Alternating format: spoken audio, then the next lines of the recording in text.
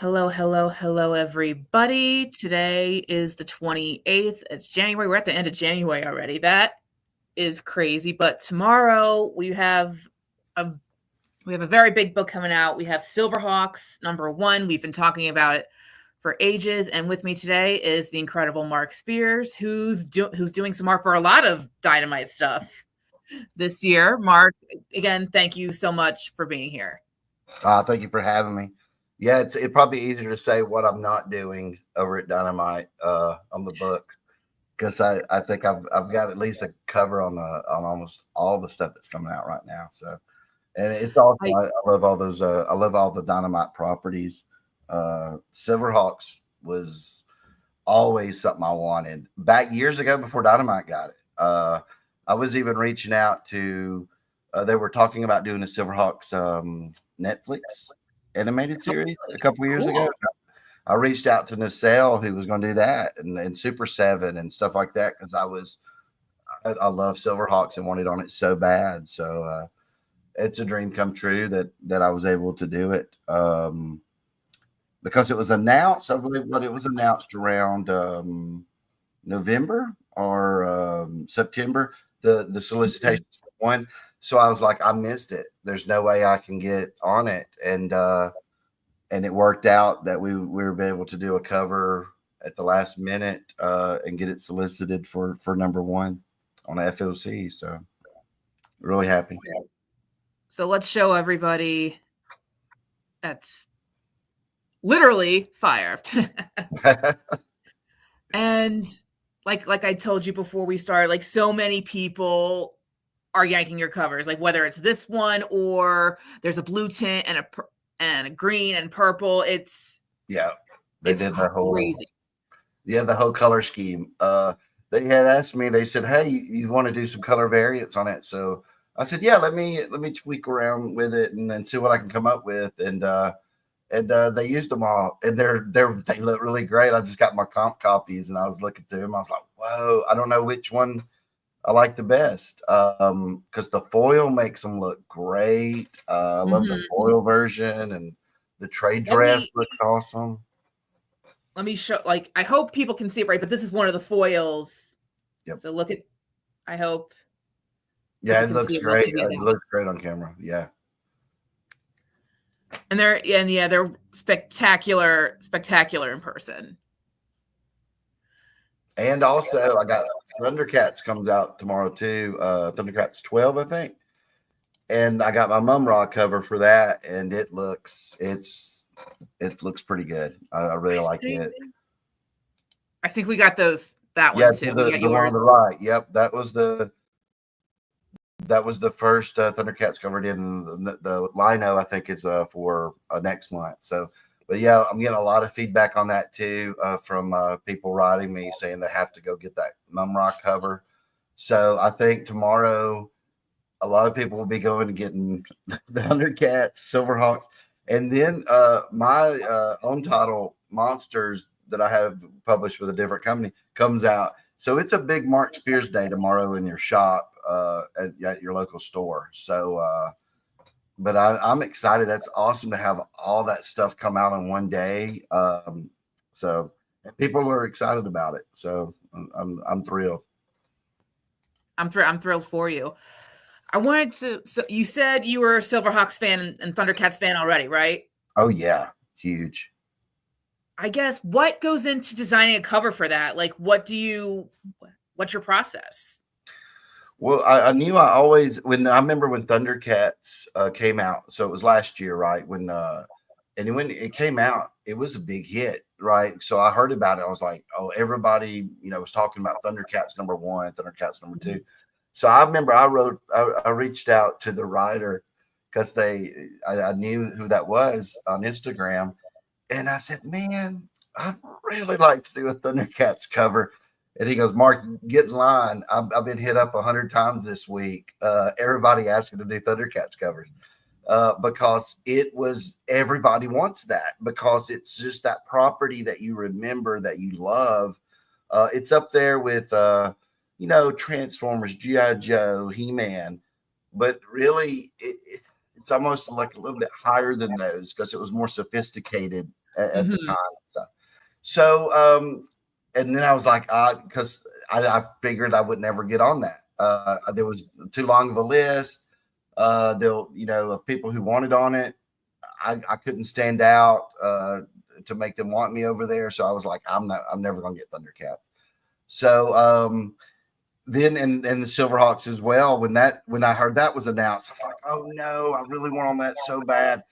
But luckily, everything lined up at that time because my covers that I was doing for like DC and Image and everybody in my own monster title were blowing up and doing really well. So I was able to Nick reached out from Dynamite and we talked about it, and he saw that I was real passionate about it, that I really love these properties, and he was like, let's go for it. And so then it was almost like a dog chasing a car, and then when you finally get it, you don't know what you're going to do with it, because then I was like, oh no, now I have to produce these covers. What do you do? Like Mhm. I don't, because I hadn't been thinking about what they would look like. I just wanted to do them. So that was tough, especially Silverhawks, because all the metal and the reflection of the metal and stuff. So that took a while to try to figure out, and I'm still kind of figuring out. Like the picture you showed earlier of Lino for Thundercats, Mhm. I just turned in another cover that'll be out a couple months from then, and it's getting better. I can see, okay, now I'm getting more used to those characters and doing something a couple of times, but like there's still so many I haven't done over at Thundercats, and the villains on both Thundercats and Silverhawks, I just love the villains. And I don't think I'm giving nothing away, but I just got to do, I won't say what issue number, but I got to put Mumbo Jumbo on a cover with a Silverhawk. I won't say which one. Okay. And that was so awesome because at first, again, there you have to figure out how do you translate this into, because at first it was done in animation. So Mhm. even transferring that to just regular, pencil and ink art would be kind of tough. But to transfer that into something that looks semi-realistic, I think my style is kind of like, I don't think it's realistic at all. Some people think it kind of is. I think it's like 70%. It's up there to where it kind of looks real, but not. But you still have to know, like with the lighting and all this, and how would Mhm. you translate that? It's almost like when you do a movie, Mhm. like how do you take this character and turn it into something that would be living and breathing and operate in a real world? So I have to take that into factor when I do the covers, but I'm just having a ball. That last cover was so fun. I can't wait. I'm working on another one probably tonight to catch up on, because there's the solicitation, and then when I jumped on it and all that. So we're Mhm. trying to catch me all up to where I'll be doing them as they come out. So again, it's just there's so many characters in both Thundercats and Silverhawks, so there's an endless supply of awesome characters. I try to keep the characters that are based in the book, not put somebody on the cover that's not in the book. But Mhm. it's just again, once the editor tells me, hey, this is what's going on, then Mhm. I'll just think in my head, okay, this would look really cool. So and that's how I go from there. And then there's like the cover to number one. That's kind of like what you call a hero shot Mhm. in comics, where you're just like, you're on that cover. I was kind of rushed. I only had a few days at Christmas because they moved the first cover that I had done to number three and said, oh, we need a number one. But I Mhm. was able to pull that out in a couple of days. And I think it looked great because the fire and everything, the focus on Quicksilver. But yeah, it's fun. It's always something different new when you're working with those properties.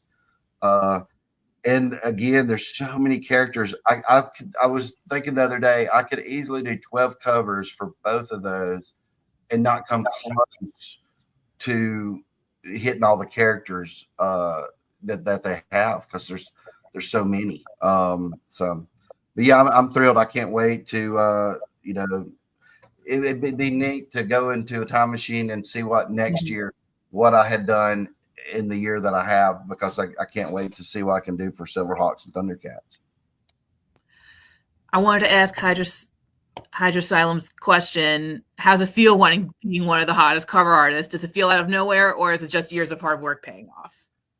It's years and years of hard work. My first published work was I did it in '98, but it didn't come out until 2001.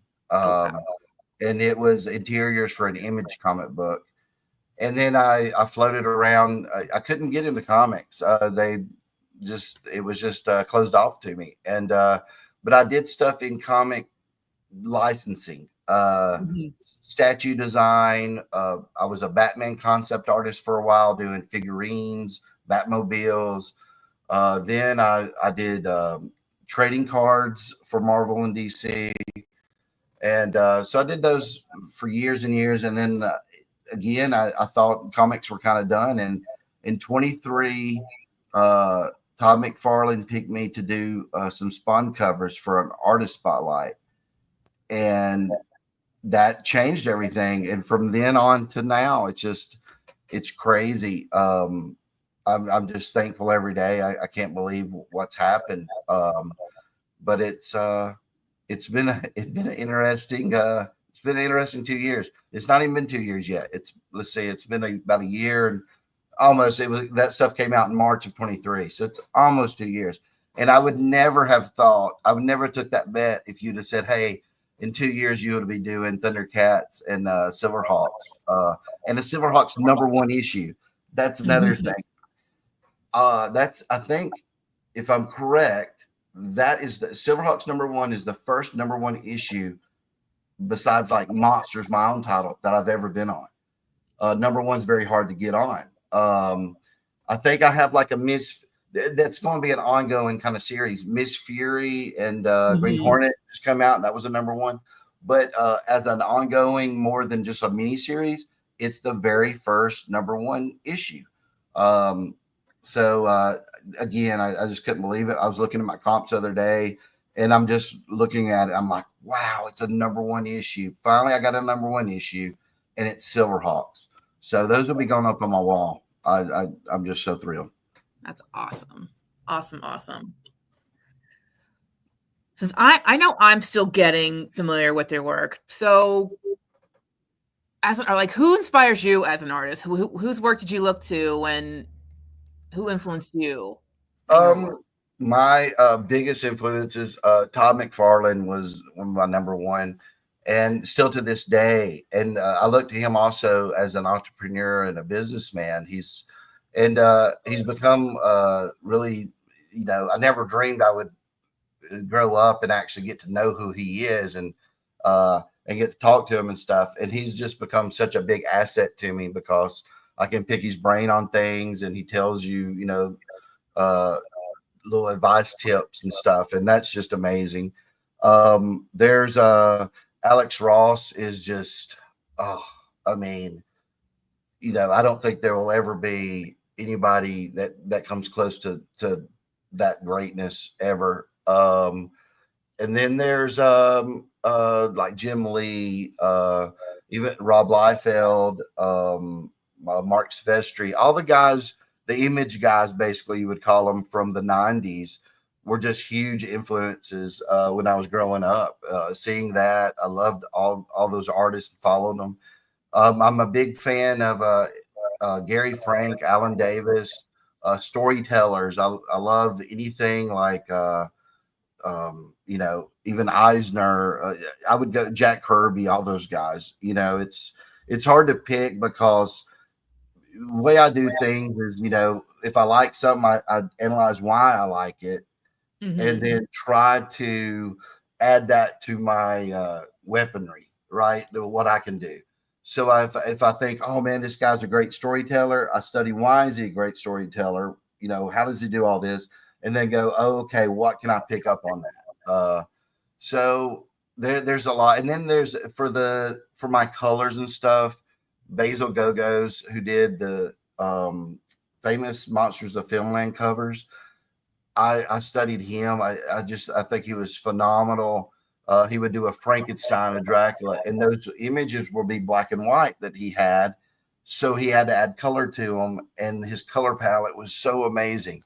Norman Rockwell, there's just Neil Adams. It was amazing.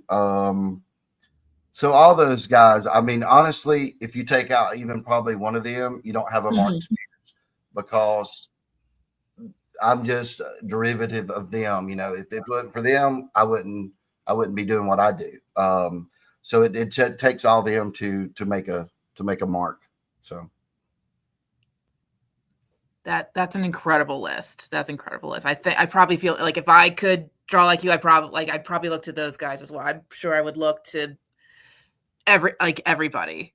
Yep. To everybody. And those are cool influences to have. Because I wanted to ask you about monsters just for a second, because I'm a fellow Universal's monsters nerd. So what made you think about monsters? What do you like about those characters? Well, growing up, so I grew up in the 80s, and there wasn't a lot of superhero stuff. You would have the Superman Christopher Reeves movie, which was late 70s. And we didn't, in the early 80s, there was no VCRs. So you had your Saturday morning cartoons. You had, let me think, like Batman didn't come out to 89. So you really had you had comic books you could look at, but you had no media to consume of superheroes, and to fill that void. So I had the Hulk TV show, but really the Incredible Hulk TV show, the live action, was almost like a monster to me, right? He could turn into a big monster and stuff. So I would watch these Hammer horror movies, the Universal movies of Frankenstein, Dracula, and all those. They would come on late at night on weekends, because again, you had three, 4 channels back then, and that I didn't, as a young person, I didn't really understand that they were different than the superheroes. I thought they all kind of were together. They're just misunderstood. They weren't villains. They were just, like the Wolfman was really no different to me than the Incredible Hulk. I didn't see a different, scenario there. So I just loved the monsters. I thought that was just amazing that they had superpowers. And seeing them in color and the Hammer stuff was awesome. I love the black and white, the mood that it set for the Universal stuff. And then I love Monster Squad. If you ever seen that came out late 80s, that was amazing. I even love this. There was a cartoon called Drac Pack, and I loved it. It was basically the monsters as teenagers. It was great. It was I think Hanna-Barbera did. I'm not sure, but so I always gravitated toward that, and had a love for that just as much as I did superheroes. So even when I was getting into comics really big and reading those, I would see Marvel would have a Frankenstein, and DC would, and I would read those and think, oh, this is cool. I already know kind of this character.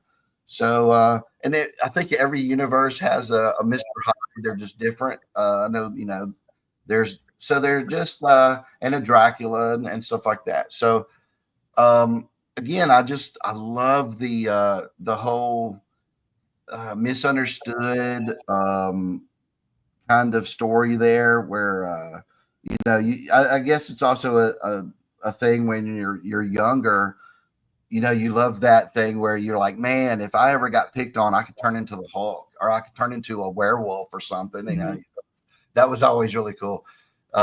So, but again, I think it's because there weren't superheroes on every day. You couldn't watch an Avengers movie. There was no Batman movie at that time.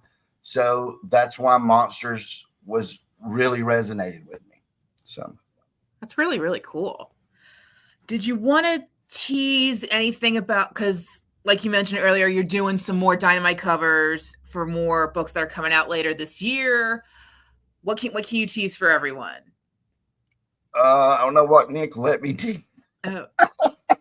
Let me think. I'm trying to think what Nick said might be okay to say. I know I'm doing more Silverhawks, more Thundercats. I believe Nick has already said this, so it's okay for me to say. After a certain issue, I'm becoming the cover A artist on Thundercats and Silverhawks. We just have to catch up because I was brought in a little late. So I think number 3 of Silverhawk. After that, I'll start being cover A. And on Thundercats, it's like at number 13 or 14, then I'll become a cover A artist.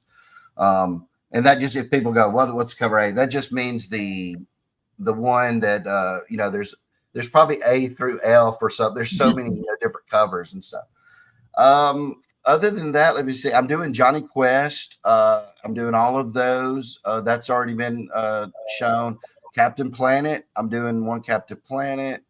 I know there are Captain Planet fans out there who are super excited. Yes, I couldn't turn that down when they offered that. I was like, oh, Captain Planet. So I'm telling you, I was telling Nick yesterday. I said, you have just the best toy box. He has all these great properties. And then there's what else? I'm trying to think of Red Sonja versus the Army of Darkness. That's already been solicited. That was a great fun one to do. Trying to think. I don't want to give something away that I'm not supposed to, so I won't talk about a couple of them. But okay. Yeah, because I don't want Nick going, Mark, what did you do? But I think that, but yes, honestly, there's probably, I think there's a lot of different covers that I got coming out that I at least said, hey, can I have one cover over there on this, this property? Because my time's limited on how many I can actually do, but I'll be like, hey, can I do one over there? So there's going to be some really, really cool things coming up the next couple of months. You'll see solicited, and that'll come out probably in April, May, June, and stuff like that. But yeah, I'm excited. It's something really neat every day over at Dynamite. It's really cool. So I told Nick, I said if he'll get Dynamite t-shirts, I would wear one. But I got a Thundercats. My SilverHawks was dirty. It's in the laundry, so I couldn't wear it. But I do have a SilverHawks. So I know. Wow, SilverHawks and Thundercats and Captain Planet. Wow, I know they're all joining the Dynamite family. But do you have them? Did you ever have a more favorite Dynamite specific character like Vampirella or Red Sonja? Oh yes, I forgot Vampirella. I did the number 1 issue to Vampirella too. So that'll be coming out. That's already been solicited. Yeah, I always love Vampirella and Red Sonja. I drew those for years, just practicing and stuff. I always love those characters. But yeah, again, Dynamite has always they're really good at going out and either the properties they own or getting properties that have this great nostalgia feel that I told Nick last time I talked to him, I said it's almost like Dynamite is soul food or chicken soup. I said you got the best stuff over there. It just makes you feel good when you got it, when you look at it. Cool. And it's true. And Nick told me stuff, and I can't say, but he shocked me last night with what's coming out in the future, what he's got. And I was just about to cry. So I'm so happy. I won't say what. I'm sworn to secrecy. But it's just, he's not letting off the gas pedal. He's going. And it's just amazing. I can't wait for what I'm going to get to do down the road. And it's just, the sky's the limit. It's just amazing. Can't wait to see where SilverHawks goes. And I can't wait to. I've heard the writer talk about Flashback. He's going to add him at some point. I can't wait for that because I can't wait to draw Flashback, the green one. So there's lots of SilverHawks that I can't wait. I hope SilverHawks keeps going and going and going. Same thing for Thundercats, because I would love to get to all these characters, and there's so many stories to tell. And Hey, if it hangs on long enough, I might maybe I'll do a fill-in issue or a one shot where I do the interiors too. So that would be fun.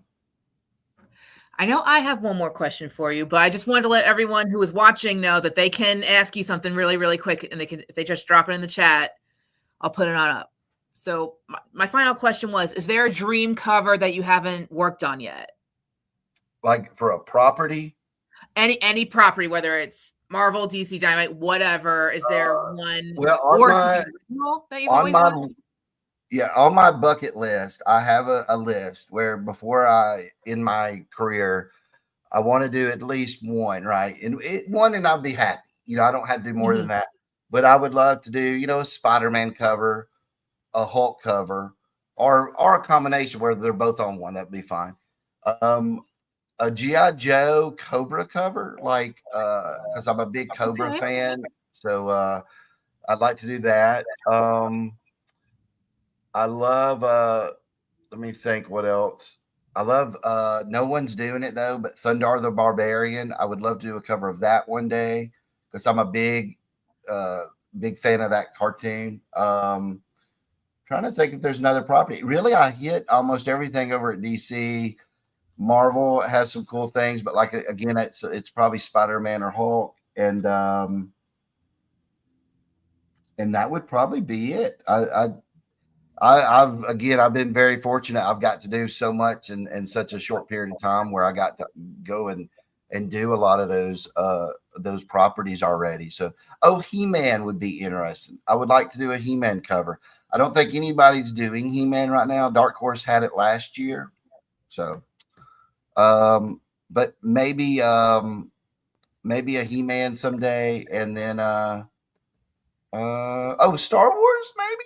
I'm a big Star Wars fan, but a lot of times, I don't know, in comic book form, I really don't even think of Star Wars as a comic book, but that would be interesting. And there's some other things I would put on the list, but I've actually done them and no one knows about and won't even come out for like a year or two. So, Okay. But you definitely got some agreements on G.I. Joe. Oh, yeah. Are you a Street Sharks fan? Street Sharks? I don't remember Street Sharks. I remember what was the Sharks that was tied into Rankin Bass with Thundercat, SilverHawks? Tiger Sharks. I like Tiger Sharks back then. But I don't remember Street Sharks. Voltron, I was a huge Voltron fan. So yeah, I wouldn't mind doing Voltron. I don't know who has that property right now, but that would be fun. And there was one that I just saw Brave Star. Somebody talking about that. There was a property before He-Man ever came out. I want to say it was called Dark Star, and it was very much like familiar. And they had these guys called, I think they wasn't hobbits, but frobbits or something. They were just like a ripoff of Hobbit. And that would be a really interesting. No one has that property. I don't know who owns it, if it's Warner Brothers or Hanna-Barbera or whoever, but that would be really cool. But other than that, I don't know. I like to try new things and challenging things. So there might be something someone brings to me and I'm going, oh man, that would be cool. So because I like to get out of my comfort zone sometimes and see if I can do it or not. So everything I've realized everything is doable. It's just you have to have enough time to do it. So there might be a cover out there and I'm like, oh, this will be really hard, but it might take me 3 weeks to do. But it's still doable, but you have to take all that time. Chaco says Brave Star was possibly the show you're thinking of. No, Brave Star was a cowboy in space. I want to say like a sheriff. I'm thinking of. I want to say it was called Dark Star or something, or maybe it was Brave Star. I don't know. He was an astronaut that got in. Let's see. He was an astronaut that got landed on this world, and then got half of a power sword. It was very much like He-Man, but it came out before He-Man. It was by Filmation, but I'm not sure what the name was. So it looks like somebody would know, but they don't know. If anyone does, please let us know. There's also what was it? I was about to say another property because it just reminded me of something, but gosh, I can't remember now. $6 Million Man. I think Dynamite did some $6 Million Man stuff in the past. Yes. And now Alex Ross did those covers. I don't know. There's a lot of times when somebody says, "Hey, do a cover to this," I'm like, man, I can't. That thing, y'all got the best covers already. I don't even want to touch it. But I would love to do a $6 Million Man. That would be fun for just because I watched that show a lot. But Black Star, I think that was it. Yep, Black Star. Black Star. I'll have to look into that. Kingdom of Nerds, would you think of doing a spinoff out of Monsters with your wizard and fantasy stuff? Yeah, I'm thinking of doing different spinoffs of the Monster series. I just don't know if it'll be one shots maybe for a while, and then maybe like little mini series and stuff like that. Again, it's all time. I've realized the one thing I don't have enough of is time to do everything I want to do. So you have to pick and choose. You have to go, okay, and weigh which thing to do and which not to do. But yeah, that's on the table for doing something in the future. So would be happy to do something like that. And Bionic Woman, that would be fun too. Yeah. I love imagining possibilities where the world's your oyster. So again, that was all I have for today. So I wanted to thank you again, Mark, for being here. I wanted to thank everyone for watching. And I guess one more time, SilverHawks comes out tomorrow. Thundercats number 12 comes out tomorrow. Yep. Then what am I missing? Am I missing? Monsters comes out tomorrow. I'll plug that. At number 3, it comes out tomorrow.